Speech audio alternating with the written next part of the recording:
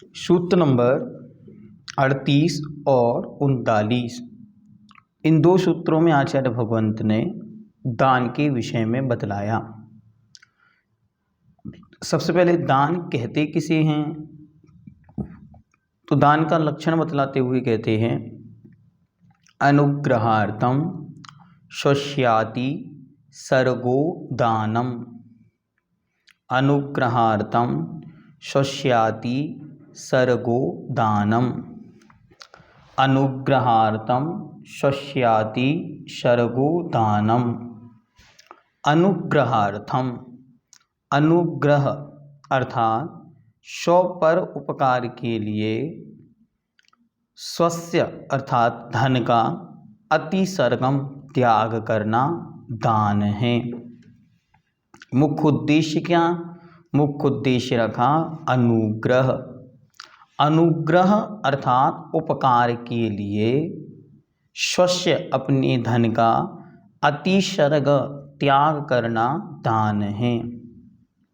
अनुग्रह क्या है, तो स्वोपकार और पर उपकार को अनुग्रह कहते हैं।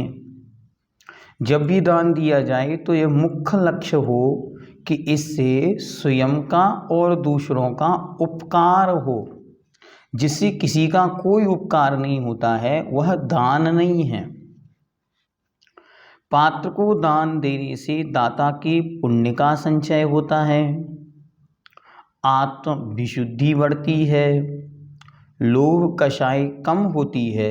यह स्व उपकार है। शुद्ध आहार आदि का दान देने से पात्र के ज्ञान, वैराग्य, ध्यान, स्वाध्याय आदि की वृद्धि होती है। यह परोपकार है। इस प्रकार यह दान का स्वरूप बतलाया। अब दान में क्या विशेषता होने से फल में विशेषता होती है। जैसे एक बट का बीज अनेक अलग अलग भूमियों में अनेक अलग अलग समयों पर बोया जाए तो अनेक प्रकार से फल को देने वाला होता है। ऐसे ही जो दाता दान देता है वह अलग अलग समयों पर अलग अलग स्थितियों में अलग अलग व्यक्तियों को देने से उसका फल भी अलग अलग होता है। किस प्रकार, तो सूत्र नंबर 39, विधि द्रव्य दात्री पात्र विशेषात् तद विशेषः। विधि द्रव्य दात्री पात्र विशेषात् तद विशेषः। विधि द्रव्य दात्री पात्र विशेषात् तद विशेषः।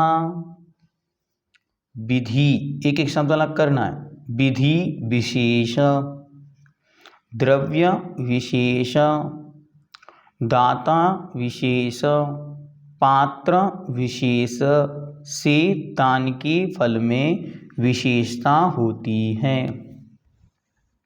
विधि विशेष अर्थात नवदा भक्ति को विधि विशेष कहते हैं। नवदा भक्ति पूर्वक दिया जाएगा तो तदनुसार विधि में फल में अंतर आएगा। जैसे जैसे विधि में कम्बड़ होगी, विधि में क्रिया कम होगी, विधि में श्रद्धा कम होगी तो नियम से फल में भी कमी आएगी।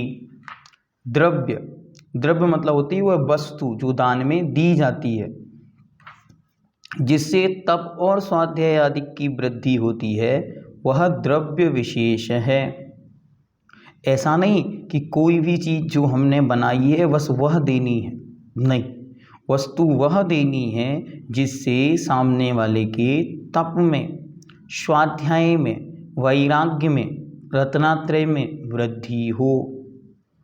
यदि द्रव्य की सामग्री ऐसी नहीं दी जाएगी तो फिर गड़बड़ है। क्यों, उनके प्रमाद और आलस्य का वह कारण बनेगा, और जब वह प्रमाद और आलस्य का कारण बनेगा तो उसका दोष आपको लगेगा। फिर कहते हैं दात्री, दात्री मतलब देने वाला। देने वाला कैसा हो, सप्त गुणों से युक्त हो, चरित्रनिष्ठ हो और अच्छी तरह दान की महिमा को जानता हो। क्षमा, अलुब्धता और संतोष, मात्सर्य रहित, विनयवान, धर्मनिष्ठ, कर्तव्यनिष्ठ, शांत आदि बहुत सारे गुण आचार्यों ने दाता के कहे हैं। मुख्य सप्त गुणों की चर्चा बार बार होती है, उसकी वीडियो भी आपको लिंक में दे दी जाएगी। फिर कहते हैं पात्र विशेष। पात्र विशेष क्या है? तो मोक्ष के कारणभूत सम्यक दर्शनादि गुण जिनमें पाए जाते हैं वे पात्र हैं।